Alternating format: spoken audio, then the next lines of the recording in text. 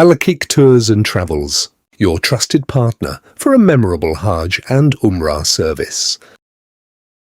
Alhamdulillah, salatu wassalamu ala Rasulillah, Muhammad ibn Abdullah, wa ala alihi hizbillah, amma ba'd.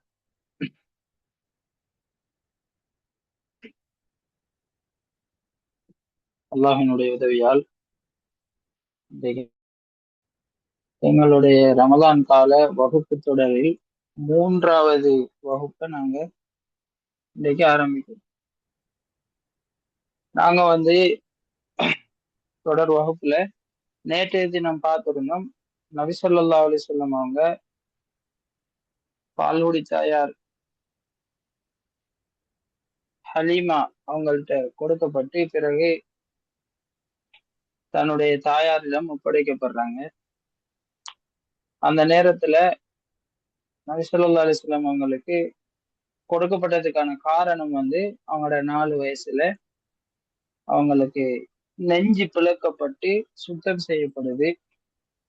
அந்த சம்பவம் எங்கள் எல்லோருக்கும் நினைவுல இருக்கு. நபி அவங்களோட 4 வயசுல அந்த சம்பவம் நடந்து அதன் பிறகு பயத்துல கொண்டு தாயார்ட்ட ஒப்படைக்கப்பட்டு 6 வயசு வரைக்கும் தாயாரோட இருந்து தகப்பனாருடைய கபரை பார்த்துட்டு வர்றதுக்காக தரிசிச்சுட்டு வருவோம்னு சொல்லி அவங்க 4 பேர்கிட்ட அவங்க போயிருந்தாங்க. நபி ஸல்லல்லாஹு அலைஹி வஸல்லம் அவங்களுடைய தாயார், பாட்டனார், தாயாருடைய பணிப்பெண் எல்லாரும் போயிருந்தாங்க. இவங்க எல்லாரும் போயிட்டு திரும்பி வார வழியில தான் நோய்வாய்ப்பட்டு இங்கேயே தாயார் அடக்கப்படுறாங்க. பிறகு நபி ஸல்லல்லாஹு அலைஹி வஸல்லம் அவங்க தன்னுடைய பாட்டனார் அப்துல் முத்தலிப் அப்படின்னு சொல்லி சொல்லுவோம், அவர்கிட்ட வளர்க்கப்படுறாங்க. இப்ப அப்துல் முத்தலிப் மக்காவுக்கும் நபி ஸல்லல்லாஹு அலைஹி வஸல்லம் அவங்களை எடுத்துட்டு அனாதையான நபி ஸல்லல்லாஹு அலைஹி வஸல்லம் அவங்கள, தாய் இல்ல தந்தை இல்ல, அனாதையான 6 வயசு சிறுவரை பேரரை தன்னால எந்த அளவுக்கு பாசத்தை அன்பை காட்டி வளர்க்க இயலுமோ அப்படியே அழகாக வளர்க்காங்க.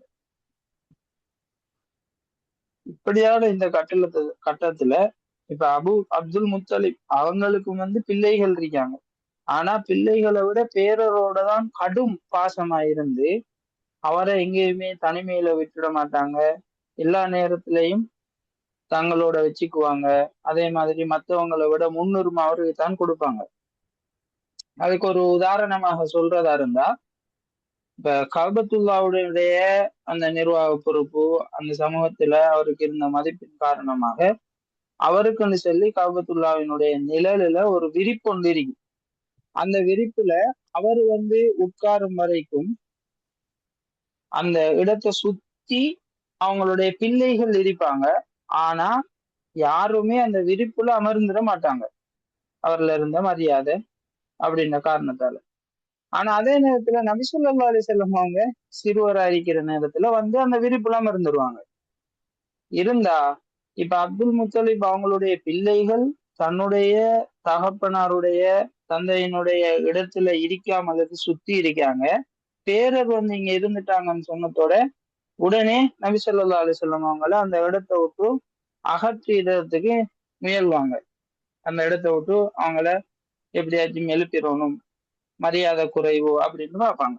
ஆனாலும் இந்த நிலைமைய அப்துல் முத்தலிப் கண்டுட்டாருண்டா உடனே சொல்லுவாங்க, என்னுடைய அருமை பேரரை விட்டுடுங்க, அவர் இருக்கட்டும். அல்லாஹ்வின் மீது ஆணையாக இவருக்கென, அதாவது முகமது நபி ஸல்லல்லாஹு அலைஹி வஸல்லம் அவங்களுக்கு ஒரு தனித்தன்மை ஒன்று இருக்குதுன்னு சொல்லி தன்னுடைய விருப்பில் அவரை அமர்த்தி அவங்களோட முதுக தடவி கொடுப்பாங்க. அவர் எல்லா செயல்களையும் பார்த்து சந்தோஷப்படுவாங்க. இப்படியாக வளர்ந்து வார நேரம் 6 வயசுல பொறுப்படுத்தி நபி ஸல்லல்லாஹு அலைஹி வஸல்லம் அவங்களுக்கு 8 வயசு ஆகி 2 மாதங்கள் 10 நாட்கள் ஆகிற கட்டம் வருது. நபி ஸல்லல்லாஹு அலைஹி வஸல்லம் அவங்களுக்கு 8 வயசு ஆகிட்டு இந்த நேரத்துல அப்துல் முத்தலிப் மக்காவுல மரணம் அடைகிறாங்க. இப்ப மரணம் அடைஞ்சதோட இப்ப நபி ஸல்லல்லாஹு அலைஹி வஸல்லம் அவங்க இன்னொருத்தர்ட்ட பொறுப்பாக்கப்படுறாங்க.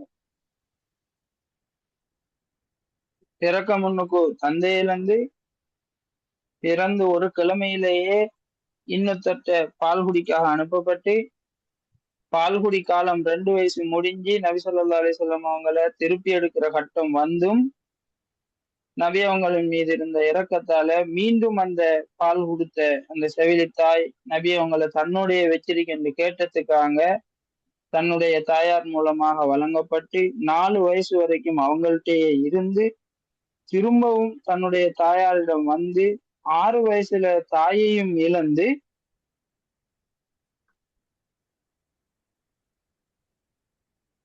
திரும்ப 6 வயசு முடிகிற அந்த கட்டத்துல பாட்டனாருக்கிட்ட வந்து திரும்ப இருந்த பாட்டனாரையும் 8 வயசுல இழந்துட்டாங்க.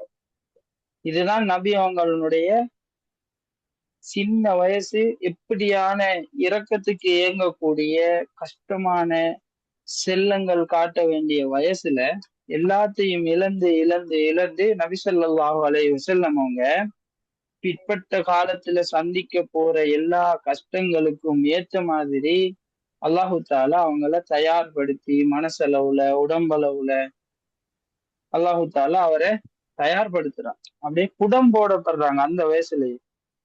இப்படி வார நேரம் இப்ப அப்துல் முத்தலிப் வந்து இப்ப நபி அவங்க 8 வயசுலதான் மரணிக்காருண்டா, தான் மரணிக்க முன்னுக்கு தன்னுடைய பேரரின் மீது இருந்த அன்பு பொறுப்பு காரணமாக தன்னுடைய மகனை அழைச்சி நபி ஸல்லல்லாஹு அலைஹி வஸல்லம் அவர்களினுடைய தந்தையின் சகோதரர் எங்க எல்லாருக்கும் தெரிஞ்சிருக்கும் அபு தாலிப், அவர்கிட்ட வந்து நபி ஸல்லல்லாஹு அலைஹி வஸல்லம் அவங்கள பொறுப்பு கொடுக்காரு, நீங்க தான் இவரை பராமரிக்கணும் அப்படின்னு சொல்லி. இப்ப அப்துல் முத்தலிபுக்கு பின்னால அவருடைய மகன் அபு தாலிப் நபி ஸல்லல்லாஹு அலைஹி வஸல்லம் அவர்களினுடைய தந்தையின் சகோதரர் நபி ஸல்லல்லாஹு அலைஹி வஸல்லம் அவங்கள பொறுப்பெடுக்காங்க. பொறுப்பெடுத்தா இவர் வந்து எந்த அளவுக்கு தன்னுடைய தந்தையார் அப்துல் முத்தலிப் பராமரிச்சாரோ அந்த அளவுல எந்த குறையுமே வைக்காம எவ்வளவு இயலுமோ அந்த அளவுக்கு நல்ல பாசமாக அழகான முறையில பராமரிக்கார். எப்படி அவரும் தன்னுடைய பிள்ளைகளை விட பேரனுக்கு முக்கியத்துவம் கொடுத்தாரோ, இவரும் தன்னுடைய பிள்ளைகளை விட தன்னுடைய சகோதரருடைய பிள்ளையான முகமது நபி ஸல்லல்லாஹு அலைஹி வஸல்லம் அவங்களுக்கும் எந்த அளவுக்கு இயலுமோ அந்த அளவுக்கு முக்கியத்துவம் கொடுத்து கவனமாக பராமரிச்சு வர்றார். இந்த சம்பவம் நபி ஸல்லல்லாஹு அலைஹி வஸல்லம் அவங்களுடைய 40 வயசு வரைக்கும் இந்த சம்பவம் நடக்கு. அதுக்கிடையில நபி அவங்க திருமணமும் முடிச்சிட்டாங்க. ஆனா தனக்கு இருந்த சமூக அந்தஸ்து, தனக்கு இருந்த எல்லாத்தையும் பயன்படுத்தி நபி ஸல்லல்லாஹு அலைஹி வஸல்லம் அவங்களை எந்த அளவுக்கு பாதுகாக்க இயலுமோ, எந்த அளவுக்கு அவருக்கு பக்கபலமாக இருக்க இயலுமோ அவ்வளவுக்குமே அவர் தன்னால முடிஞ்சதை செஞ்சார். அது சம்பந்தமாக நிறைய சம்பவங்கள் இருக்குது. நம்ம இன்ஷா அல்லாஹ் அது தேவையான பொழுதுகள்ல நம்ம அதை தேவைப்படும் பொழுது நம்ம பார்ப்போம். இப்ப நாங்க சுருக்கமாக போறதால இதை கடந்து போவோம். சில நேரம் நபி ஸல்லல்லாஹு அலைஹி வஸல்லம் அவங்களுக்கு சப்போர்ட் பண்ண போய் தன்னுடைய கௌரவத்தை, தனக்கு இருந்த நட்பை கூட இழக்க வேண்டிய நிலைமைக்கு அபு தாலிப் சில நேரங்கள்ல சந்திக்க வேண்டிய அப்படியான நிலைமைகளை எதிர்கொள்ள வேண்டிய நிலைமைகள் அவருக்கு வருது. இப்போ வந்து நபி ஸல்லல்லாஹு அலைஹி வஸல்லம் அவங்களுக்கு 8 வயசுல அவங்க பொறுப்படுத்தி அப்படியே வார நேரம் நபி அவங்களுடைய 12வது வயதுல ஒரு சம்பவம் ஒன்று நடக்குது. சில சில வயதுகளை கட்டங்களை சொல்லிட்டு வர நபி அவங்களுடைய வளர்ச்சிய.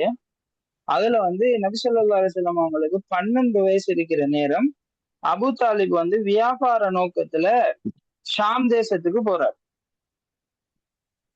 ஷாம் தேசத்துக்கு வியாபார நோக்கத்துல போறார். ஷாம் வந்து நம்ம அடிக்கடி கேள்விப்பட்டுக்கிட்டே இருக்கோம். அந்த சிலை வணக்கத்தின் தொடக்கத்திலிருந்தே நம்ம அந்த பேர்களை கேள்விப்பட்டிருக்கோம்.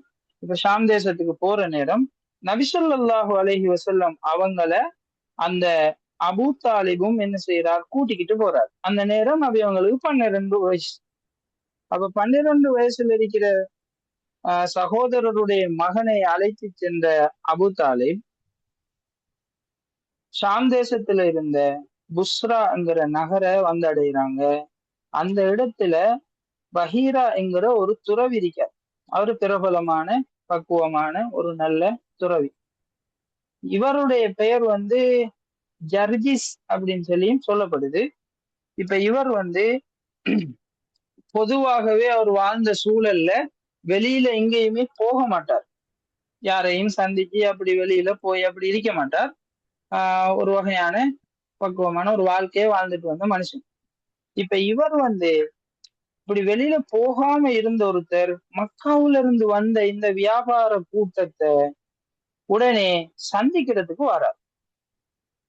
மக்காவுல இருந்து வந்த இந்த வியாபார கூட்டம் யாரு, அபு தாலிப் அவங்களோட வந்த இந்த கூட்டத்தை பார்க்க வந்த நேரம் வந்து உடனே செய்யறாரு, அந்த வணிக கூட்டத்தை பிளந்துகிட்டு போய் நபி ஸல்லல்லாஹு அலைஹி வஸல்லம் அவங்களுடைய கரத்தை பிடிச்சு, 12 வயசு சிறுவன் அவருடைய கரத்தை பிடிச்சு, இதோ இவருதான் இந்த உலகத்துக்குரிய தலைவர், உலக மக்களுக்கான தலைவர் இவருதான், இந்த உலகத்தாரினுடைய இரட்சகன், அவனுடைய தூதரும் இவருதான், இவரை அல்லாஹு தாலா இந்த அகிலத்தாருக்கு அருட்கொடையாக அனுப்புவான், ரஹ்மத்தும் லில் ஆலமீன், அப்படி அல்லாஹு தாலா அனுப்புவான் என்கிற விஷயத்த சொல்றார். இப்ப இவரு புதுசா வந்து பெருசா யாருக்கிட்டையுமே போகாத மனுஷன், ஆக்களோட பேசாம புழங்காம இருந்த ஒருத்தர் எங்களை கண்டு வந்து எங்கள்கிட்ட இந்த 12 வயசு சிறுவரை பிடிச்சி இப்படி எல்லாம் சொல்ற நேரம் அபு தாலிபுக்கும் அவங்களோட போயிருந்த அந்த குறைஷி பெரியவர்களுக்கும் இது எப்படி உங்களுக்கு தெரியும் என்கிற ஒரு வியப்போட கேட்டாங்க. அந்த நேரம் அவர் சொல்றாரு, நீங்க கணவாய் வழியாக வார நேரம் கற்களும் மரங்களும் சிரம்பணிந்தன, அது இறை தூதர்களுக்கு தவிர வேற யாருக்குமே அப்படி செய்ய மாட்டாது. அதே மாதிரி அவருடைய புஜத்துக்கு கீழே இருக்கிற கிட்டத்தட்ட நம்ம சொல்லுவோம் ஒரு ஏப்பல் பழம் மாதிரியான டிசைன்ல ஒரு முத்திரை ஒன்று இருக்குது, அடையாளம் ஒன்று இருக்குது, அதை நான் அறிஞ்சிருக்கிறேன் அப்படின்னு சொல்லிட்டு இது சம்பந்தமாக எங்களுடைய வேதங்கள்லையும் சொல்லப்பட்டு இருக்குது அப்படின்னு சொல்லி நபித்துவ அடையாளம் என்று சொல்ற அந்த நபித்துவ முத்திரையும் அவரு அந்த இடத்துல குறிப்பிட்டு காட்டுறார். நபி அவங்களுக்கு அது இருக்குது. சில நேரம் நீங்க அதை பார்த்துருப்பீங்க, புறாவினுடைய முட்டையின் வடிவத்தில் இருக்கும் அப்படின்னு சொல்லியும் வரலாறுகள்ல இதுக்கு முன்னுக்கு நீங்க படிச்சிருக்கலாம், கேட்டிருக்கலாம். அப்படியான ஒரு நிலைமையில இவர் இந்த விஷயத்த சொன்னதோட அதுக்கு பிறகு என்ன செய்யறாருண்டா, வந்தாக்களுக்கு விருந்தளிச்சு உபசரிச்சு இருக்கிற நேரம் அவர் ஒரு முக்கியமான விஷயத்த சொல்றார்.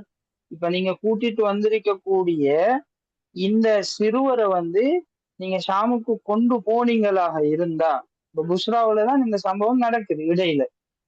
இப்ப நீங்க ஷாமுக்கு அங்க மெயின் இடத்துக்கு கொண்டு போயிட்டீங்கன்னா அங்க இருக்கிற ரோமர்கள், யூதர்கள் இவங்களால இவருக்கு ஆபத்து ஏற்படலாம், அதனால இவரை இங்கிருந்தே மக்காவுக்கு திருப்பி கொண்டு போயிடுங்க அப்படின்னு சொல்லி அந்த துறவி அபு தாலிபு கிட்ட சொல்றார்.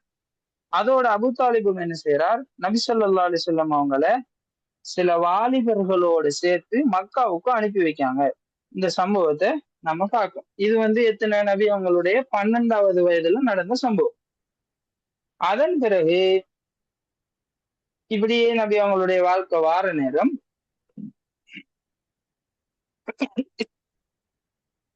நபி அவங்களுடைய 20வது வயதுல ஒரு சம்பவம் ஒன்று நடக்குது. நபி அவங்களுடைய 20வது வயசுல இன்னும் ஒரு சம்பவம் ஒன்று நடக்குது. அதுல என்ன நடக்குதுன்னா, உக்கால் அப்படின்னு சொல்லி, உக்கால்ங்கிற ஒரு சந்தை ஒன்று இருக்குது, மார்க்கெட். அதுல வந்து ஒரு சின்ன சிக்கல் உண்டாகிறது, ஒரு கவலைக்கிடமான சம்பவம். அதாவது அங்க என்ன நடக்குதுன்னா, குறைஷியர்களும் கினானாவும் அதே போல கைஸ் ஐலான்ங்கிற குலத்தவர்களும் சண்டையிடுறாங்க. அந்த சண்டை வந்து நபி அவங்களுடைய 20வது வயசுல நடக்குது. இப்ப நபி அவங்களும் குறைஷியர் இதை சேர்ந்தவங்க. அப்ப அந்த சண்டைக்கான பெயர் வந்து ஹர்புல் ஃபிஜார் அப்படின்னு சொல்லி சொல்லுவோம். ஹர்புல் ஃபிஜார் நபி அவங்களுடைய 20வது வயசுல நடந்த இந்த சம்பவம். இதுக்கு என்ன காரணம் அப்படின்னு கேட்டா, கினானாங்கிற அந்த கூட்டத்தை சேர்ந்த ஒருத்தர் வந்து கைஸ் ஐலான் என்கிற கூட்டத்தை சேர்ந்த 3 நபர்களை கடத்தி சென்று கொலை செஞ்சிடுறாரு. இந்த செய்தி உக்கால் சந்தையில வந்து பரவுது. எப்படி பரவுது? கினானாவை சேர்ந்த ஒருத்தர் இந்த கைஸ் ஐலானை சேர்ந்த 3 நபர்களை கடத்திட்டு போய் கொலை செஞ்சிட்டார் என்கிற செய்தி பரவினத்தோட அங்க வியாபாரத்துல ஈடுபட்டு இருந்த 2 தரப்பினர்களுக்கும் சண்டை ஏற்படுது. மார்க்கெட்ல இந்த பிரச்சனை. இப்ப குறைஷியர்கள், பனு கினானா இவங்களுக்கு வந்து ஹர்புபின் உமையா, குறைஷ் அடுத்தது வந்து பனு கினானா இவங்களுக்கு வந்து ஹர்புபின் உமையா தலைமை தாங்குறாரு. தாங்கி அந்த மத்த கூட்டத்தாரோட இப்ப சண்டை போகுது. போர் ஆரம்பிக்கிற கட்டத்துல ஆரம்ப கட்டம் வந்து கைஸ் தரப்பினருக்கு வெற்றி தான் கிடைக்குது. ஆரம்பம் நல்லா தான் போகுது. ஆனா நடுப்பகலாகிற நேரம் நிலைமை அந்த கைஸ் கூட்டத்தினருக்கு எதிராக மாறுது. இந்த நேரத்துல குறைஷியர்கள் பார்க்காங்க, இதனுடைய விபரீதம் பெரிசாக போகுது, உடனே சமாதான உடன்படிக்கையை செய்து கொள்வோம்னு சொல்லி விரும்பி எந்த தரப்புல அதிக உயிர் சேதம் ஏற்பட்டதோ அந்த அதிக எண்ணிக்கைக்கு மட்டும் நஷ்ட ஈடு தர வேண்டும் என்று ஒப்பந்தம் செய்யறாங்க. செஞ்சு அவங்க சமாதானம் ஆகுறாங்க. உதாரணத்துக்கு சும்மா சொல்றதா இருந்தா, ஒரு கூட்டத்துல 10, இன்னொரு கூட்டத்துல 15 வச்சுக்கொள்வோம். இப்ப 10க்கு 10 ஓகே, மிச்சமா 5 எக்ஸ்ட்ரா வர நேரம் அதுக்கான பரிகாரத்தை அவங்க செய்யணும். அதுக்குரிய நஷ்ட ஈட்டை கொடுத்துட்டு அந்த பிரச்சனையை முடிச்சுக்குவோம்ங்கிற ஒரு நிலைமைக்கு வராங்க.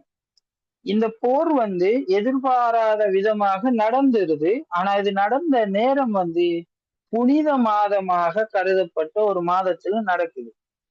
அப்படி நடந்ததால புனித மாதம் வர நேரம் அந்த நேரத்துல அதுக்கு அடிப்படையே அந்த போர்கள் நடக்கக்கூடாதுங்கிறது. அப்ப போர் நடந்ததோட இவங்களுக்கு அந்த புனித மாதத்தினுடைய கண்ணியத்தை நம்ம குலைச்சு போட்டோம் அப்படிங்கிற ஒரு மன விரக்தியில, அந்த கவலையினாலதான் அந்த யுத்தத்துக்கு பேரே வைக்காங்க ஹர்புல் ஃபிஜார். ஹர்புல் ஃபிஜார்னா பாவ போர் அப்படின்னு சொல்லி நம்ம சொல்லலாம். இது பாவமான ஒரு காரியத்தை நாங்க செஞ்சிட்டோம் அப்படின்னு சொல்லி அவங்க அதை கை செய்தப்பட்டு அதுக்கு வைக்கப்பட்ட பேரு தான் அது. இந்த யுத்தத்திலையும் வந்து நபி ஸல்லல்லாஹு அலைஹி வஸல்லம் 20 வயசுல இருந்த நேரம் இந்த யுத்தத்துல கலந்து கொள்றாங்க. தன்னுடைய தந்தையினுடைய சகோதரர்கள், இப்ப குறைஷிங்கிற நேரம் அவங்க எல்லாம் அதுல இருந்திருப்பாங்க. இப்ப அதுக்குள்ள இருந்த சகோதரர்களுக்கு, தந்தையினுடைய சகோதரர்களுக்கு அம்பெடுத்து கொடுக்கும் பணியை செய்யறாங்க. இவங்க யுத்தத்துல ஈடுபடல, ஆனா அந்த இதுல அவங்களுக்கு ஒரு சம்பவமும் நடக்குது. யுத்தம் செய்யறவங்களுக்கு உதவியாக அம்பெடுத்து கொடுக்குற அந்த வேலையில ஈடுபடுறாங்க. இது ஒரு சம்பவம்.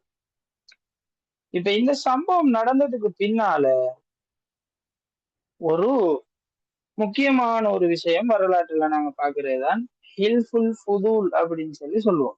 ஹில்ஃபுல் ஃபுதூல் இதுவும் சில பேருக்கு தெரிஞ்சிருக்கலாம். இத வந்து நபி ஸல்லல்லாஹு அலைஹி வஸல்லம் அவங்க இதெல்லாமே நுபுவத்துக்கு முந்தின காலம் தான் நாங்க பார்க்கோம். இஸ்லாம் பரவின அந்த கட்டத்துல கூட நபி அவங்க நபியாகி அப்படி நபித்துவம் கிடைச்சதுக்கு பின்னால அந்த கட்டத்துல கூட நபி அவங்க ஒரு நாள் இதை கதைக்கிற நேரம் அத சந்தோஷமாக நினைச்சு சொல்றாங்க. அதை நம்ம பின்னால பார்ப்போம். என்ன நடக்குதுன்னா, இந்த நான் நேரத்தோட சொன்ன அந்த போருக்கு பின்னால சங்கை மிக்க மாதம் துல்காய்தாவுல வந்து இந்த ஹில்ஃபுல் ஃபுதூல் நடக்குது. இந்த ஒப்பந்தம் இதுக்கு சொல்லுவாங்க சிறப்பு மிகு ஒப்பந்தம். ஃபுதூல் சிறப்பான ஒரு ஒப்பந்தம் ஒன்று நடக்குது. இதுல வந்து குறைஷி கோத்திரத்தை சேர்ந்த சில ஆக்களும் சேர்ந்து, அதே மாதிரி தைம் இப்னு முர்ரா, அதுக்குள்ள வந்து ஹாஷிம், முத்தலிப், அசது இப்னு அப்துல் உஸ்ஸா, ஜுஹரா இப்னு கிலாப், இப்படியான ஆக்கள் எல்லாரும் சேர்ந்துதான் இந்த ஏற்பாட்டை செய்யறாங்க. குறைஷி கோத்திரத்தை சேர்ந்த ஹாஷிம், முத்தலிப், அசது இப்னு அப்துல் உஸ்ஸா, ஜுஹரா இப்னு கிலாப், தைமுபுனு முர்ரா, இப்படியான ஆட்கள் எல்லாம் சேர்ந்து, இந்த குடும்பத்தார்கள் சேர்ந்து இந்த ஒப்பந்தம் ஒன்றை செய்வோம்னு சொல்லி முடிவெடுத்து செய்யறாங்க. இவர்கள்ல இப்ப இந்த ஒப்பந்தம் செய்யற இந்த ஆட்கள் உள்ளுக்கு அப்துல்லாஹிபுனு ஜதான் அத்தைமி, அப்துல்லாஹிபுனு ஜதான் அத்தைமி என்கிற ஒருத்தர் வயசுல மூத்தாளாகவும் மதிப்புமிக்க மனிதராகவும் இருக்கார்.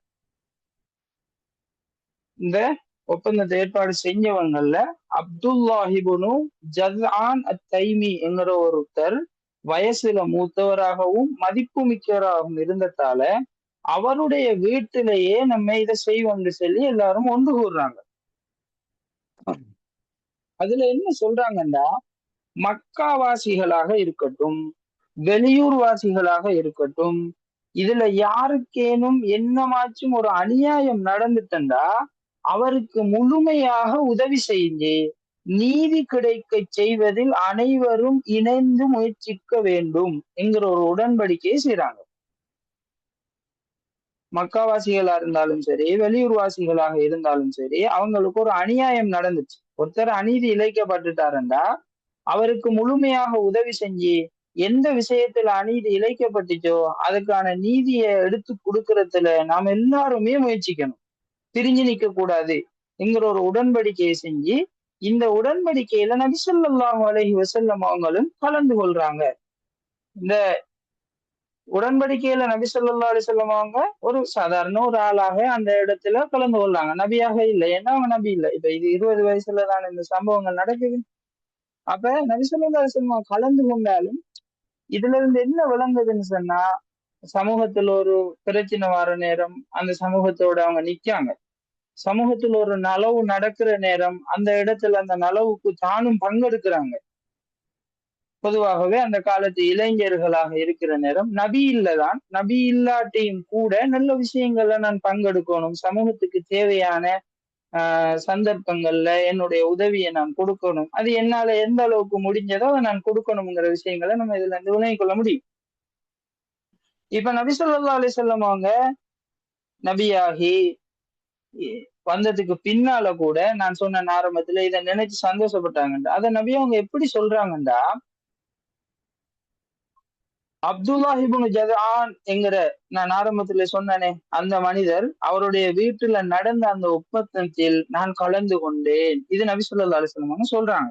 நான் கலந்து கொண்டேன், அந்த கலந்து கொண்ட அந்த விஷயம் எனக்கு சிவப்பு நிற ஒட்டகைகள் கிடைப்பதை விட மிகவுமே மகிழ்ச்சியானது அப்படின்னு சொல்லி நபி ஸல்லல்லாஹு அலைஹி வஸல்லம் அவங்க சொல்லிட்டு, எனக்கு இப்ப இந்த நேரத்துல அப்படியான ஒரு ஒப்பந்தம் நடக்க போகுதுன்னு சொல்லி அழைப்பு தரப்பட்டாலும் அதுல நான் போய் கலந்து கொள்ளுவேன்னு சொல்லி நபி ஸல்லல்லாஹு அலைஹி வஸல்லம் அவங்க சொல்றாங்க. பொதுவாகவே சிறப்பு நிற ஒட்டகைகள்ங்கிறது ஒரு விலை உயர்ந்த மதிப்பு மிக்க அப்படியான ஒரு வகையான விடயம் தான் அந்த சிவப்பு நிற ஒட்டகைங்கிறது. அது அரிதான விஷயம், அவ்வளவு விலை கூடினது, மதிப்பானது. இந்த சிவப்பு நிற ஒட்டகை சம்பந்தமாக இன்னும் ஒரு ஹதீஸ்ல நீங்க கேட்டீங்களாம், நபி ஸல்லல்லாஹு அலைஹி வஸல்லம் அவங்க அலி ரலியல்லாஹு அன்ஹு சொல்லுவாங்கன்னு நினைக்கிறேன். எப்படின்னு சொன்னா, உங்கள் மூலமாக ஒருத்தருக்கு ஹிதாயத் கிடைக்கிறது, இந்த மார்க்கம் கிடைக்கிறது, உங்களுக்கு இந்த ஒட்டகம் கிடைப்பதை விட சிறந்தது, இந்த சிவப்பு நிற ஒட்டகம் கிடைப்பதை விட சிறந்தது.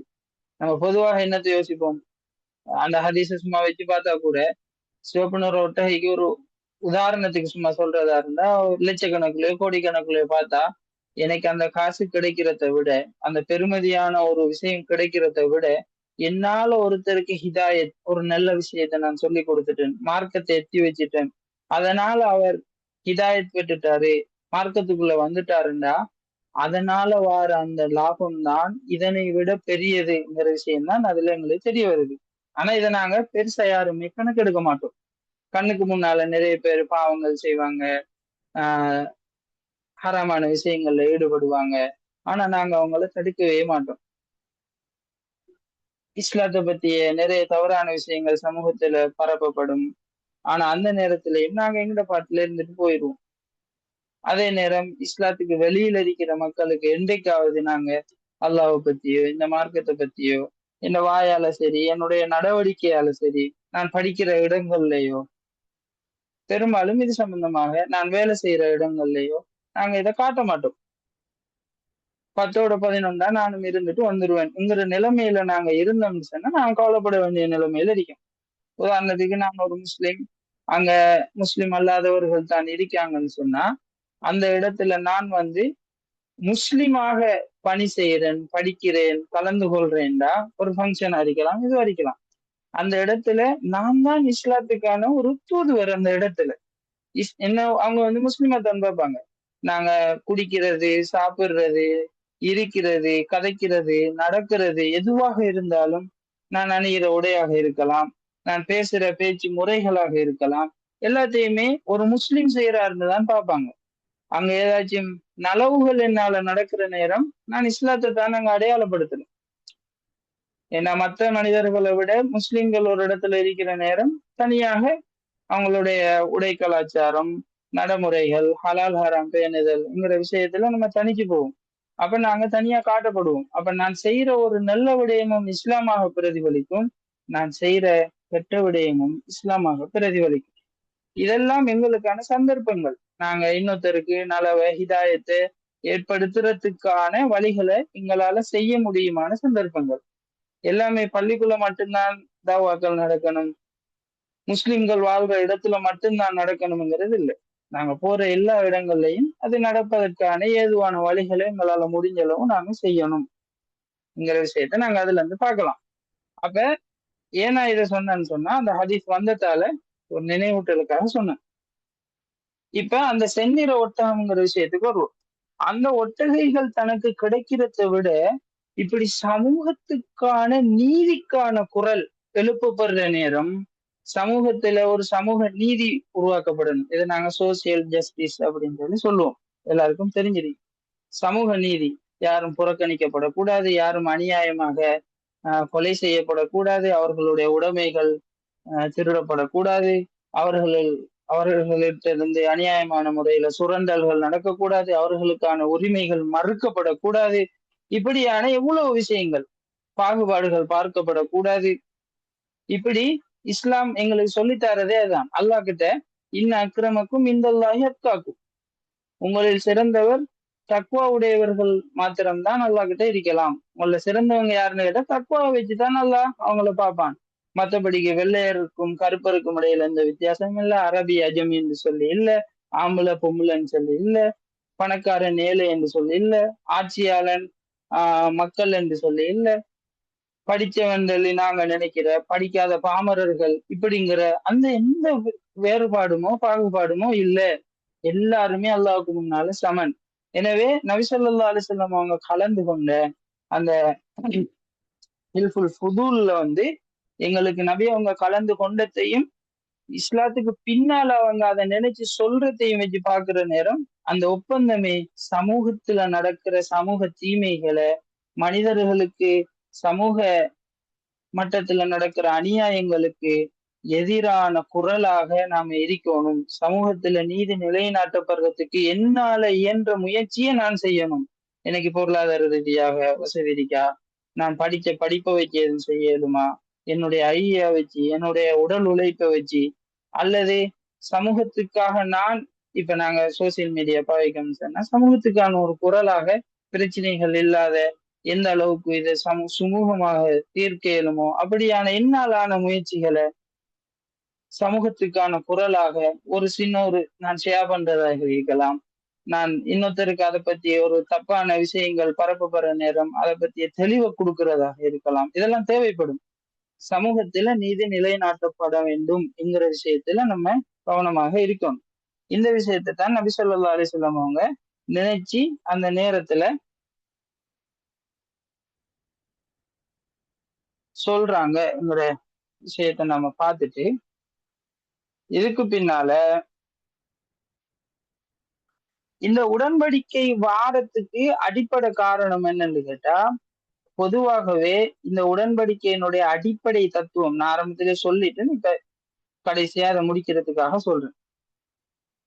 ஜாஹிலியா காலம் சொல்லித்தானே நம்ம பார்த்தோம். அந்த ஜாஹிலியா காலத்துல இருந்த சில விஷயங்கள்ல தான் இனவெறியால அங்க நிறைய அநீதங்கள் நடந்துகிட்டே இருக்கு. இனவெறி இனவெறி அங்க கூடுதலாக இருந்தது. கருப்பர்கள் தான் அவங்க அடிமைகளாக பார்க்கப்படுவாங்க. பெண்கள் ஒரு வகையான பார்வையில தான் அவங்க பார்க்கப்பட்டாங்க. வசதி இல்லாதாக்கள், ஆட்சி இல்லாதாக்கள், அவங்க கிட்டத்தட்ட மனித பிறவியாகவே பார்க்கப்படாத நிலைமைகள்ல இருந்தாங்க. அப்ப நிறையவே இனவெறி இருந்துச்சு. அப்படியான கட்டத்துல இது எல்லாத்தையும் இல்லாம ஆக்கணுங்கிற ஒரு நிலைமையில தான் இந்த உடன்படிக்கை வருது. அதுக்கு அடிப்படையான ஒரு உடனடி காரணம் என்னன்னு கேட்டா, ஜுபைத் என்கிற கோத்திரத்தை சேர்ந்த ஒருவர் தன்னோட தன்னுடைய வணிக பொருட்களோட மக்காவுக்கு வாரார். வந்து அந்த நேரம் சஹ்மா என்கிற கோத்திரத்தை சேர்ந்த ஆசுபுன் வாயில் என்கிறவர் அந்த மனுஷருக்கிட்ட இருந்து அவருடைய அந்த வணிக பொருட்களை எல்லாம் வாங்கிக்கிறாரு.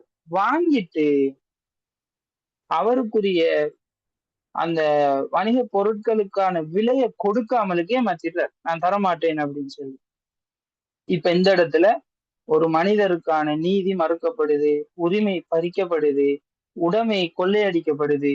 இந்த நேரத்துலதான் இத பறிகொடுத்த அந்த மனுஷன் தன்னுடைய நேச கோத்திரங்களாக இருந்த அப்துத்தார், மஹ்சூம், சஹும் ஆகியோர்கிட்ட போய் உதவி கேட்காரு.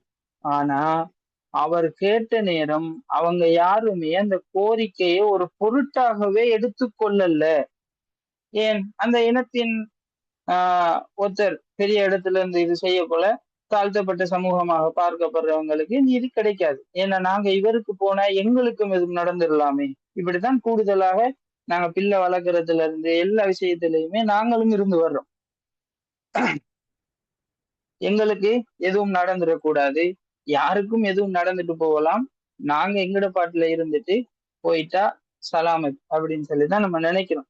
அப்ப அந்த அநீதி செய்யப்பட்ட மனுஷன் அவ்வளவு உதவி கேட்டு வந்தும் யாருமே அவருக்கு சப்போர்ட்டாக அந்த இடத்துல இருக்கல. உடனே அந்த மனிதர் அபு குபைஸ் என்கிற மலையில ஏறி தனக்கு இழைக்கப்பட்ட அநீதத்தை உரத்த குரல்ல ஒரு கவிதையாக பாடுறாரு. அந்த காலத்துல பொதுவா எந்த விஷயம் நடந்தாலும் சந்தோஷம், துக்கம், இப்படியான எந்த கட்டத்திலையுமே பொதுவாக அரபிகள்கிட்ட அந்த நடைமுறை வந்து கவிதைகளை கூடுதலா சொல்லுவாங்க. தங்களுடைய அன்பை வெளிப்படுத்துறதுக்கு சரி, இப்படி எல்லா நேரங்களையும் கவிதைகள் சொல்லிக்கிட்டே இருப்பாங்க. இவரும் வந்து ஒரு கவிதையை சொல்றாரு. அதை கேட்ட ஜுபைர் வந்து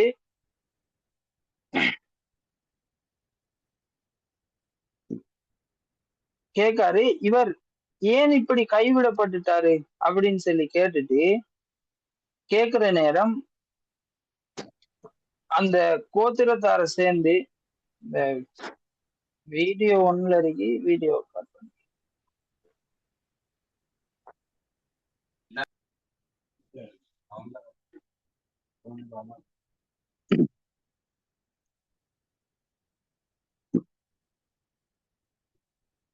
அதுக்கு பிறகுதான் இவர் வந்து இவருக்கு நடந்த இந்த சம்பவத்தை, இவர் ஏன் இப்படி கைவிடப்பட்டாரு, இதுக்கு ஒரு தீர்வு ஒன்று கொண்டு வரணுமே, இப்படி யாருமே உதவி செய்யலையேங்கிற நேரத்துல இந்த சிறப்பான ஒரு ஒப்பந்தத்தை நிறைவேற்றாங்க. அதுக்கு பிறகு முதலாவது அவங்க செஞ்ச காரணம், அதாவது இந்த ஒப்பந்தத்துக்கு எது உடனடி காரணமாக அமைந்ததோ அதற்கான தீர்வை பெற்றுக் கொடுக்கறதுக்காக எல்லாருமே சேர்ந்து ஆசுபுன் வாயில், நான் ஆரம்பத்திலே சொன்னேன், அந்த ஆசுபுன் வாயில் தான் அந்த சாமான்கள் எல்லாம் வாங்கிட்டு அதுக்குரிய காசை கொடுக்காமலுக்கு, அதாவது அதனுடைய விலையை கொடுக்காமலுக்கு ஏமாத்திட்டார். ஆஹ் அந்த ஏதோ அவங்கள்ட்ட ஒரு பரிமாற்று முறை இருந்திருக்கும் அந்த நேரத்துல, அதுக்கான இதை கொடுக்கல. உடனே என்ன செய்யறாங்கன்னு சொன்னா, அந்த பாதிக்கப்பட்ட மனுஷனுக்கு அவருடைய உரிமையை இவங்க பெற்று கொடுக்காங்க. முதலாவது அந்த ஒப்பந்தத்தை செஞ்சுட்டு முதலாவது அதை நடைமுறைப்படுத்துறாங்க. வெறுமனே ஒப்பந்தத்தை செஞ்சுட்டு சும்மா பாப்போம்னு சொல்லி போயிடல, உடனே அதுக்கான தீர்வு செஞ்சு கொடுக்காங்க. இதெல்லாம் நபி ஸல்லல்லாஹு அலைஹி வஸல்லம் அவங்களுடைய உள்ளத்துல இயல்பாகவே அவங்க நல்லவங்கன்றதால, சமூகத்துக்காக குரல் கொடுக்கக்கூடிய ஒருத்தர்ன்றதால, சமூக அநீதிக்கு எதிராக நிற்கக்கூடியவர் என்றதால, சமூகத்தில் இருக்கிற மூட நம்பிக்கைகள், பிறழ்வான நடத்தைகள், இது எல்லாத்துக்கும் அவங்க எதிரானவங்கன்றதால அவங்களுக்கு இது நல்லாவே மனசுக்கு ரொம்பவும் பிடிச்சு போகுது. இப்படியா வார நேரம் நபி ஸல்லல்லாஹு அலைஹி வஸல்லம் அவங்க சமூக விஷயங்கள்ல ஈடுபடுறாங்க, இதெல்லாம் நடக்குது. இப்ப இவங்க என்ன உழைச்சாங்க, இவங்களுடைய தொழில் என்ன அப்படின்னு கேட்டா, நபி ஸல்லல்லாஹு அலைஹி வஸல்லம் அவங்களுடைய வாலிப காலம், ஆரம்ப காலத்துல இதுதான் அவங்க செஞ்ச தொழில் அப்படின்ட்டு நமக்கு குறிப்பிட்டு சொல்ல இயலாது. ஆனாலும் அவங்க சாத் கிளையார், சாத் கிளை அவங்கள்ட்ட ஆட்டு மந்தைகளை மேய்ச்சாங்கங்கிற விஷயமும் எங்களுக்கு வரலாறுல தெரிய வருது. அதே மாதிரி பொதுவா மக்காவாசிகளுடைய ஆடுகளை மேய்த்து அதுக்கு கூலியாக தானியங்களையும் பெற்றாங்கங்கிற விஷயத்த நம்ம பார்க்கோம். இப்ப வாலிபம் அடைஞ்ச நபி ஸல்லல்லாஹு அலைஹி வஸல்லம் அவங்க ஆடு மேய்க்கிறத விட்டுட்டு ஒருத்தரோட சேர்ந்து சாமுகுனு அபு சாம் என்கிற ஒருத்தரோட அல் மஹ்சூமி அவரோட சேர்ந்து வணிகம் செய்ய தொடங்குறாங்க. வணிகம் செய்ய தொடங்கி அவருடைய நம்பிக்கைக்கு மிகச் சிறந்த ஒருத்தராக, தொழில் நண்பராக நபி ஸல்லல்லாஹு அலைஹி வஸல்லம் அவங்க மாறுறாங்க. இது பிறகு நபி ஸல்லல்லாஹு அலைஹி வஸல்லம் அவங்க மதீனாவுக்கு போய் மக்காவை திரும்ப ஒருக்கா வெற்றி கொள்வாங்க. அந்த சம்பவம் நம்ம பின்னால பார்ப்போம். அந்த மக்கா வெற்றி கொல்லப்படுற நேரத்துல இவர் நபி ஸல்லல்லாஹு அலைஹி வஸல்லம் அவங்கள்ட்ட வருவாரு. வந்து என்னுடைய தொழில் நண்பரே என்று கூறி நபி ஸல்லல்லாஹு அலைஹி வஸல்லம் அவங்க அந்த மனுஷரை வரவேற்றாங்க. அந்த சம்பவம் பின்னால நடக்குது. நம்ம இதோட சேர்த்து சொல்லிட்டு போறோம். ஏன்னா அவங்க ஏற்கனவே தொழில் நண்பராக நபி அவங்க அவர்கிட்ட இருந்திருக்காங்கங்கிற விஷயத்துக்கு. அதுக்கு பிறகு நபி ஸல்லல்லாஹு அலைஹி வஸல்லம் அவங்க இப்படியே வயசு வார நேரம் தான் 25வது வயசுல 25வது வயசுல ஹதீஜா ரலியல்லாஹு அன்ஹா அவங்களுடைய வணிக பொருட்களை எல்லாம் எடுத்துக்கொண்டு ஷாமுக்கு போறாங்க. தன்னுடைய இப்படியே ஒரு கட்டமா ஆடு மேய்ச்சாங்க, இதெல்லாம் நடந்து வணிகம் செஞ்சாங்க. இந்த அனுபவங்களை வச்சு ஹதீஜா ரலியல்லாஹு அன்ஹா அவங்களுடைய வணிக பொருட்களை எடுத்துக்கிட்டு ஷாமுக்கு போறாங்க.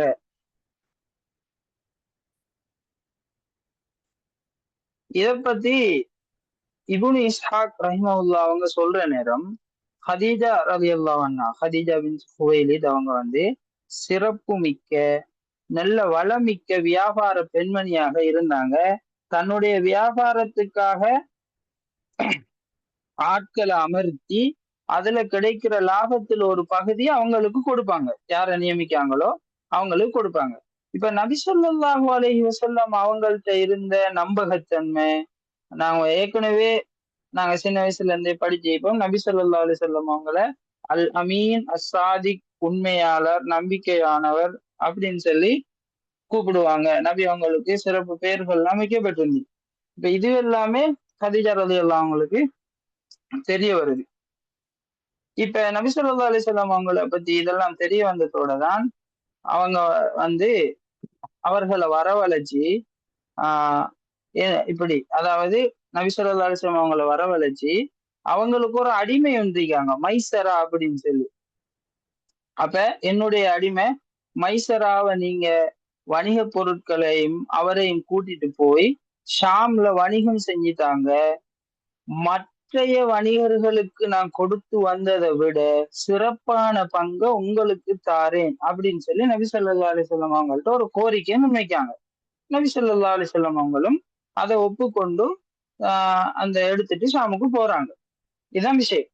ஹதீஜா ரலியல்லாஹு பொதுவாகவே யார்கிட்டயாச்சும் பொறுப்புகள் கொடுத்து வியாபாரம் செய்ய வைப்பாங்க. அதுல வார லாபத்துல பங்கு கொடுப்பாங்க.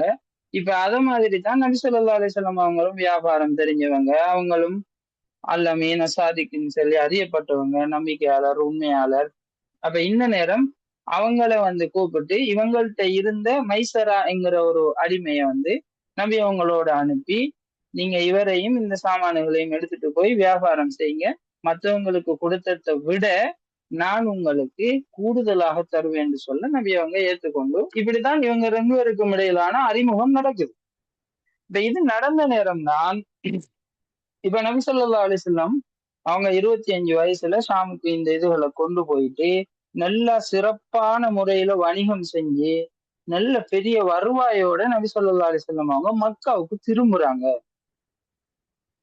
இப்ப ஹதீஜா ரலியல்லாஹு அன்ஹா தங்களுடைய பொருள்ல இதுக்கு முன்னால கண்டுராத பெரும் வளர்ச்சியை காண்றாங்க. உண்மையிலேயே பொதுவா இவங்க எதிர்பார்த்ததை விட இதுக்கு முன்னுக்கு வந்ததை விட லாபமும் அதிகமா இருக்குது. அதே மாதிரி அவங்களோட தன்னுடைய அடிமை மைசராவை அனுப்பி வச்சிருந்தாங்களே, அப்ப அந்த மைசராவும் கூடவே இருக்கார்.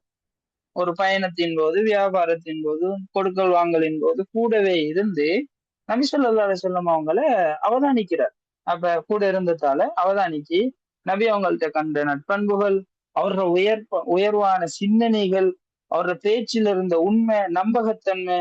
பொதுவாகவே வியாபாரம் வந்துட்டாலே ஹலால் ஹராம் பாக்குறது இல்ல, எடுத்ததுக்கெல்லாம் சத்தியம் பண்றது, ஆஹ் விலை குறைவா விற்க ஏழுமானத்தை பொய்க்கு விலையை கூட்டி சந்தர்ப்பத்தை பயன்படுத்தி விற்கிறது, பதுக்கி வச்சு கொடுக்கறது, அல்லது விற்கவே கூடாத விஷயங்களை ஏமாத்தி வித்துடுறது, இப்படியான எவ்வளவு வேலைகள் பொதுவா செய்வாங்க. எவ்வளவு நல்ல மனுஷனா இருந்தாலும் வியாபாரம் வர நேரம் என்ன செய்யறங்கிற ஒரு கேள்வியோட வேலை செய்வாங்க.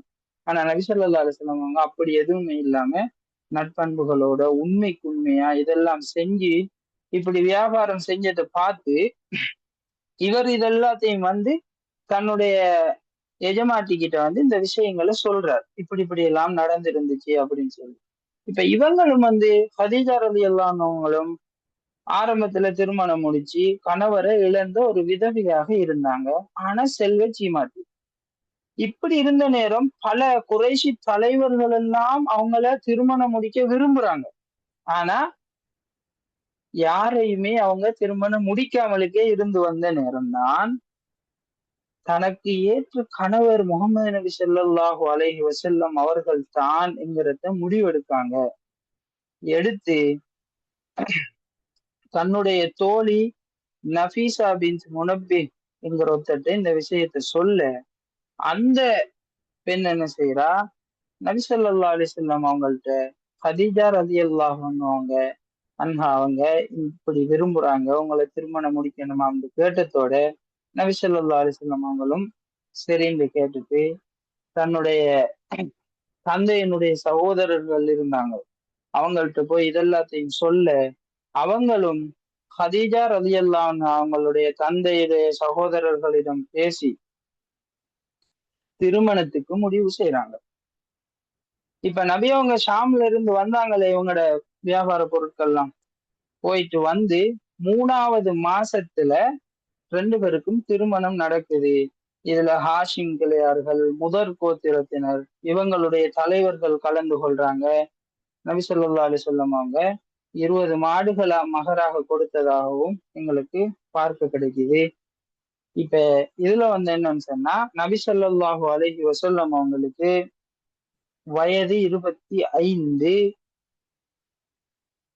அதே நேரத்துல இந்த ஹதீஜா ரலியல்லாஹு அன்ஹா அவங்களுடைய வயசு நாங்க பொதுவாகவே எல்லாருக்கும் தெரிஞ்சது 40.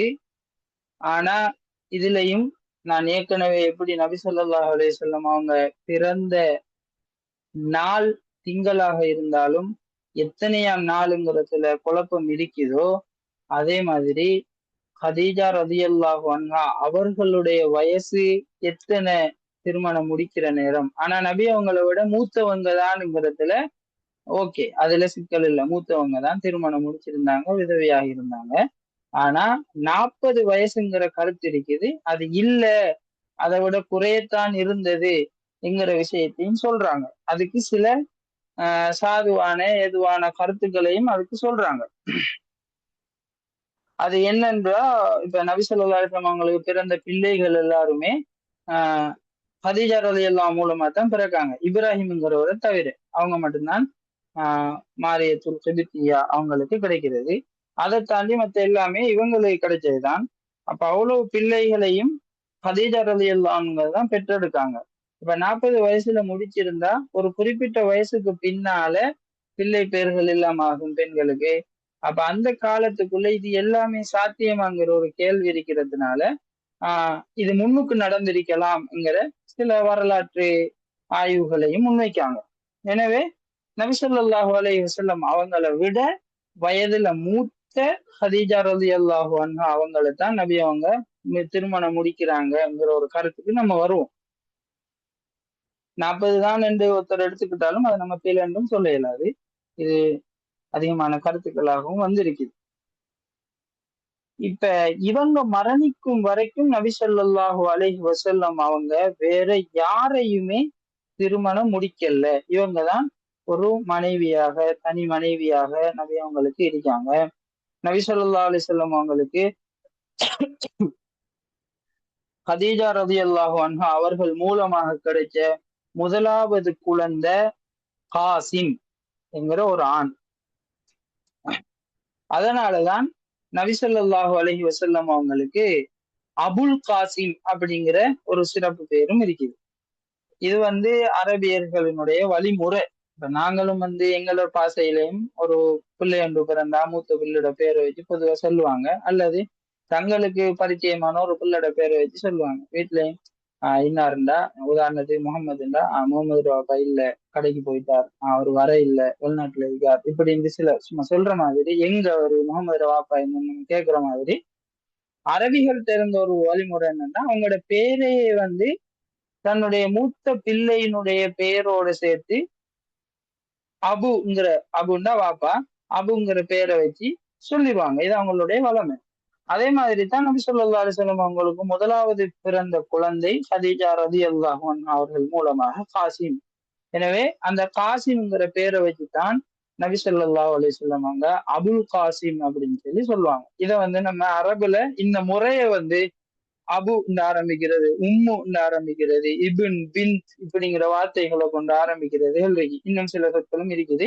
இதெல்லாத்தையும் அரபுல சொல்லுவாங்க குன்னியத் அப்படின்னு சொல்லுவாங்க. குன்னியத் அரபு தெரிஞ்சவங்க, மதரசாவுல படிச்சவங்களுக்கு இது சம்பந்தமான நிறைய விளக்கங்கள் இதை விட மேலதிகமாக கிடைச்சிருக்கு. இதை நான் சும்மா ஒரு அறிமுகத்துக்கு சொல்லிட்டு போறேன். இது ஒரு முறை உண்டு. ஏன்னா இதுல நிறைய இது உங்களுக்கு பின்னால நீங்க படிக்கிற நேரம் இந்த ஒரு தகவல் நிறைய பொய்யான கதைகளுக்கு ஆதாரமாக வரும். அதுலயும் குறிப்பா உமர் ரலியல்லாஹு அன்ஹுவோட பேர்ல சமூகத்துல உலா வர்ற சில கதைகள் இருக்கு. அது சில நேரம் ஷியாக்களால கட்டப்பட்ட கதைகளும் இருக்குது. அதுக்கு இந்த விஷயம் ஒரு அடிப்படையாக வச்சு நீங்க அது பிழைங்கிறத உணரலாம்ன்றதுக்கு நான் இதை ஒரு விஷயத்த சொல்லிட்டு வரேன். சரி, இதை தாண்டி நபி ஸல்லல்லாஹு அலைஹி வஸல்லம் அவங்களுக்கு ஜைனப், ருக்கையா, உம்மு குல்சும், ஃபாத்திமா, அப்துல்லா என்கிற குழந்தைகள் பிறக்காங்க. காசிம் பிறக்கிறாங்க, ஜெயினப் பிறக்கிறாங்க, ருக்கையா பிறக்கிறாங்க, உம்மு குல்சும் பிறக்கிறாங்க, ஃபாத்திமா என்கிற பெண் பிள்ளைகளோட அடுத்தது அப்துல்லா என்கிற ஒருத்தரும் பிறக்கிறார்.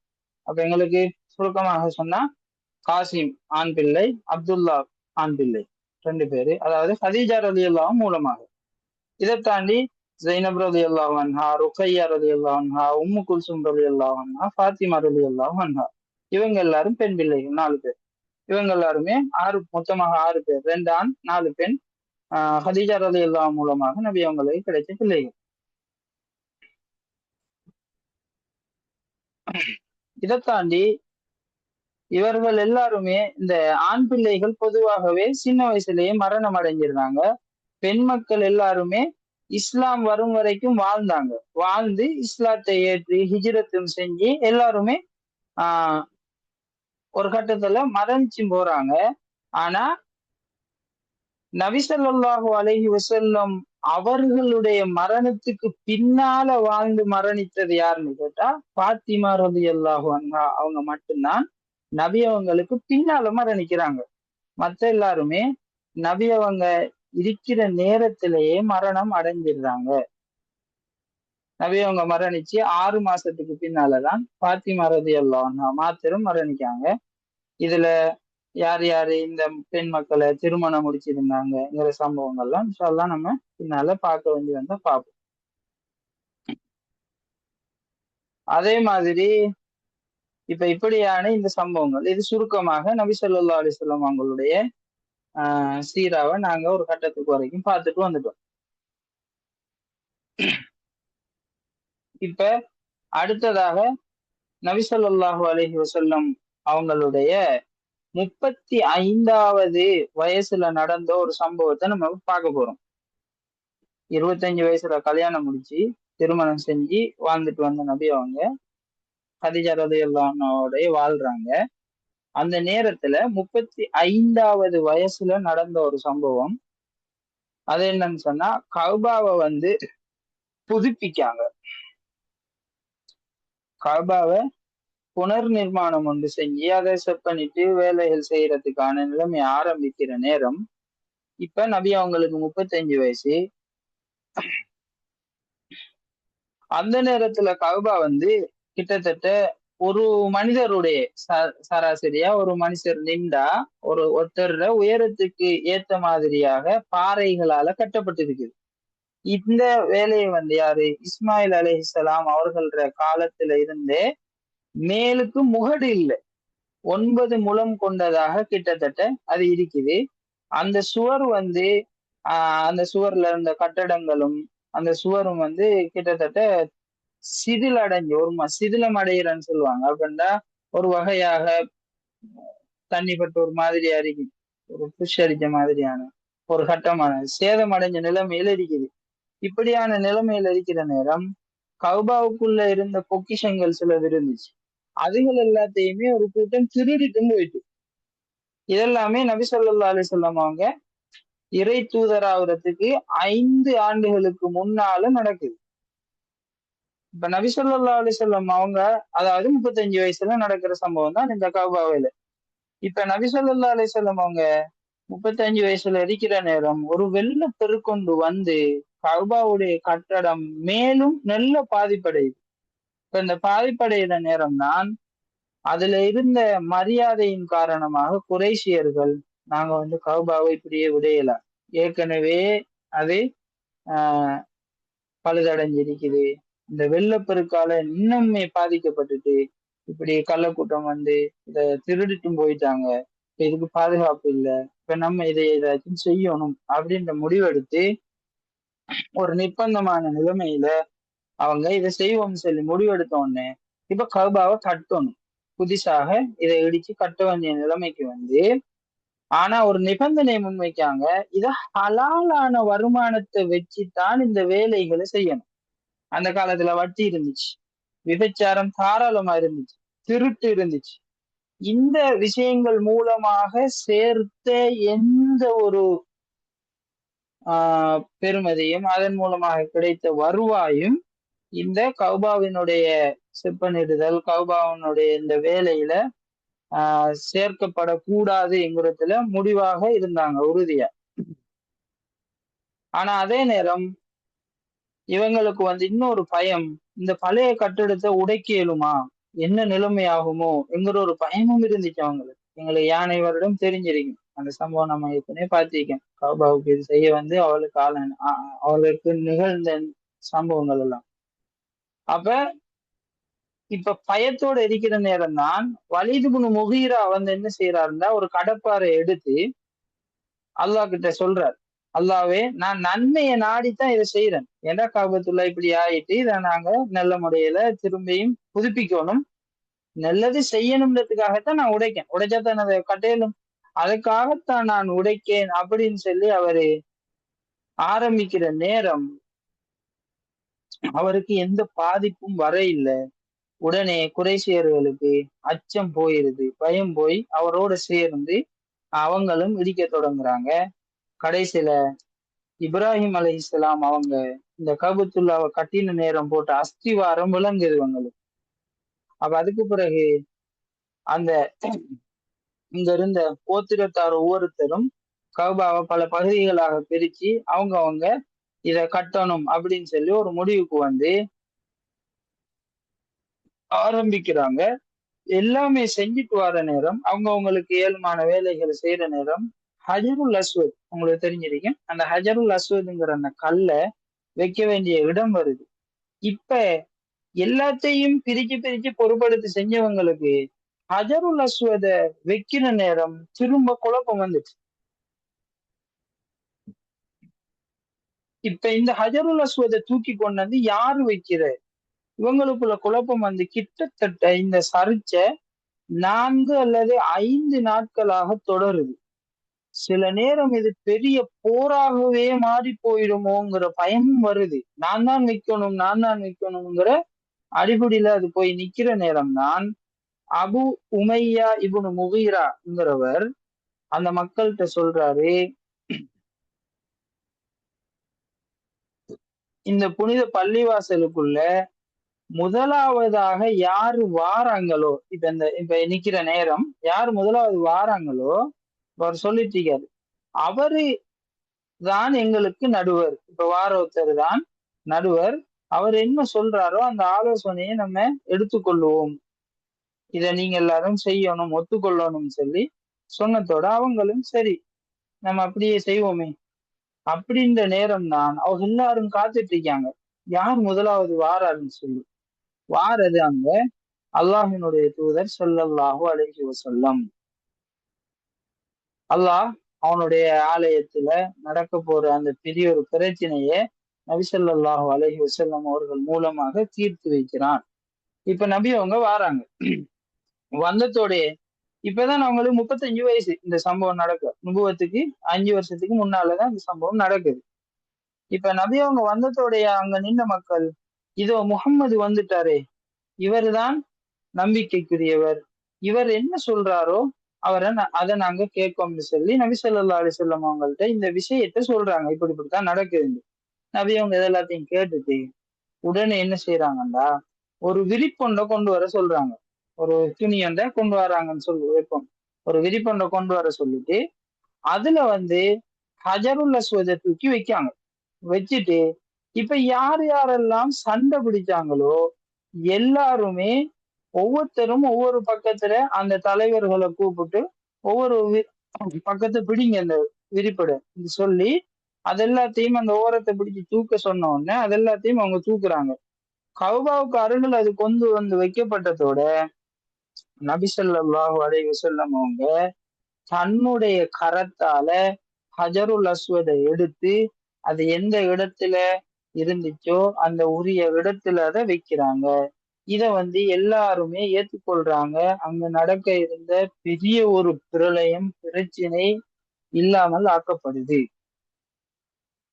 இப்ப இங்க என்ன சிக்கல் வருதுன்னு சொன்னா, இவங்க இத கட்டுறதுக்காக போட்டிருந்த நிபந்தனையில முக்கியமான ஒன்றுதான் ஹலாலான சம்பாத்தியத்தாலதான் நாங்க இதை கட்டுவோம், ஹராமான எதுவுமே வானகத்தால அவங்க அவ்வளவு செல்வம் இருந்தாலும் அங்க ஹலாலான செல்வம் குறைவு. இந்த கட்டத்துலதான் அவங்களுக்கு ஒரு கிட்டத்தட்ட 6 முழங்களான அளவு அவங்களுக்கு ஏலமாகுது. போதா செல்வம் இருக்கிறத வச்சு கட்டி முடிச்சிடுறாங்க. அந்த இடத்துல ஒரு துண்டை மட்டும் அவங்க கட்டாமலுக்கு விட்டுட்டு அவங்க அந்த வேலையை முடிச்சிடுறாங்க. கிட்டத்தட்ட கௌபாவை அந்த கட்டம் அவங்க 15 முழம் வரைக்கும் உசத்துறாங்க. ஏற்கனவே நம்ம பார்த்திருந்தோம் 9 முழம் அப்படின்னு சொல்லி. இப்ப 15 முழம் வரைக்கும் உயர்த்தி 6 தூண்களை போட்டு அதுக்கு மேல முகடு போடுறாங்க. இப்ப இவங்க செஞ்ச அதுக்கான செலவுக்கான தொகை அவங்களுக்கு போதாதுங்கிற காரணத்தினால கௌபாவை சதுர வடிவமாக அவங்க கட்டிடுறாங்க.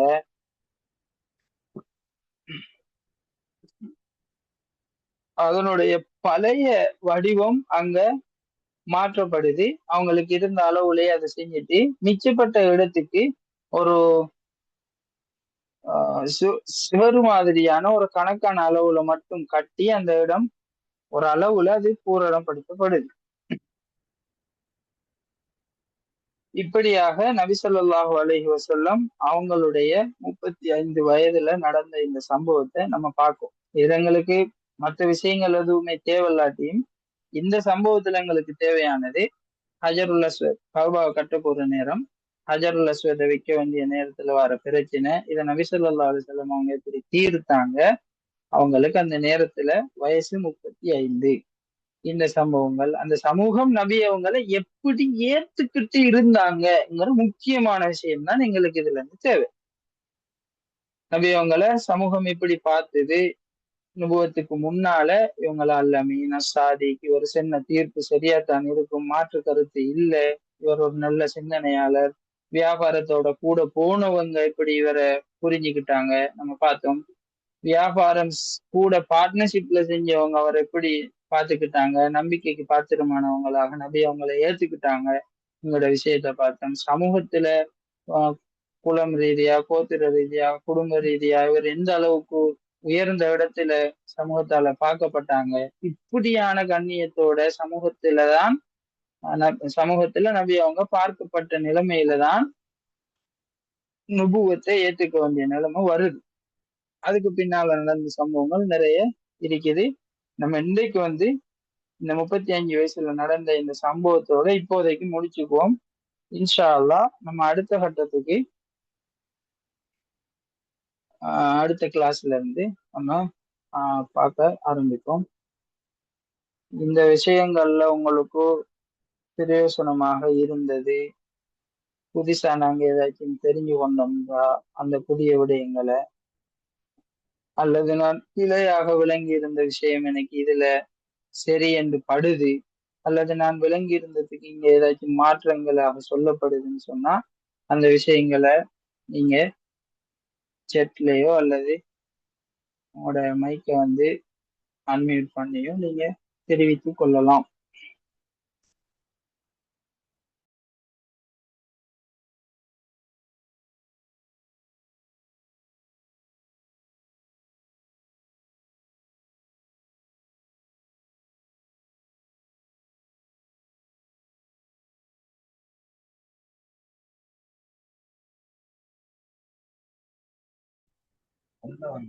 சரி, ஜஸாக்குமுல்லாஹ் ஹைரா. இன்றைக்கு கலந்து கொண்டவங்களுக்கான ஒரு முக்கியமான விஷயத்த நினைவுபடுத்தணும். நாங்க போன 2 நாளும் சனி அடுத்தது ஞாயிற்றுக்கிழமைகள்ல நாட்டு நேரம் 3:30. இப்ப நாங்க சவுதியில இருக்கோம் மதீனால. அதனால எங்களுக்கு இங்க அந்த டைம் 1 மணி. எங்களுக்கு இந்த போன ஞாயிறும் சனியும் லீவு நாள்ன்றதால அந்த டைமுக்கு நாங்க ஏற்பாடு செஞ்சு 3:30ல இருந்து நாட்டு டைம் 4:30 வரைக்கும் ஏற்பாடுகள் செய்து கிளாஸ் நடத்தினோம். இப்ப என்ன பிரச்சனைன்னு சொன்னா, இப்ப எங்களுக்கு இந்த திங்கள் அடுத்தது திங்கள்ல இருந்து வியாழன் வரைக்கும், அதுக்கு பிறகு ஞாயிறுல இருந்து தொடர்ச்சியாக பாடங்கள் இருக்கு.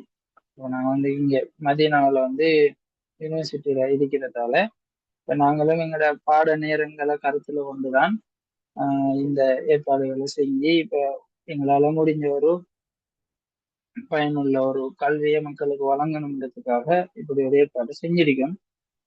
இப்ப எங்களோட பாட நேரத்தையும் கருத்துல கொண்டு எங்களோட மற்ற வேலைகள் நோன்பு காலம்ன்றதால நாட்டு நேரத்தையும் கவனத்துல கொண்டு ரெண்டையும் அடிப்படையா வச்சுதான் டைமை நம்ம பிக்ஸ் பண்ணணும். அதனாலதான் தொடர்ச்சியாக இதுதான் நேரம்னு நாங்க போடாம அந்தந்த நாளுக்கு முன்னாலதான் போட்டு வரோம். இப்ப இருக்கிறவங்க நீங்க இன்னைக்கு ஆர்வத்தோட கலந்து கொண்டிருக்கீங்க. இப்ப பாட நாட்கள்ல நாங்க முடிவெடுத்திருந்தது எங்களுக்கு பாட நாட்கள்ல காலையில நாட்டு நேரம் 11:30 11:30ல இருந்து 12:30 இன்றைக்கு நடந்த மாதிரியான இந்த நேரத்திலேயே எங்களோட பாட நாட்கள்ல செய்வோம். இடையில வெள்ளி சனி அப்படியான நாட்கள் வார நேரம் 3:30ல இருந்து 4:30 அப்படி செய்வோம் சொல்லி யோசிச்சோம். உங்களுக்கு இது ஓகேவா அல்லது எப்படி டைம் நீங்க எதிர்பார்க்குறீங்கிற விஷயத்த சட்லயோ அல்லது வாய்ஸ்லயோ நீங்க இப்ப சொல்லலாம். அப்படி நீங்க சொன்னீங்கன்னா எங்களுக்கும் அது சாத்தியமாக இருந்தா இன்ஷா அல்லாஹ் அடுத்த ஆட்ட ஏற்பாடுகளை செய்யலாம். அல்லது இந்த டைம் நான் சொன்னது ஓகேன்னு சொன்னா இப்படியே நாங்க தொடர்ச்சியா கொண்டு போகலாம்.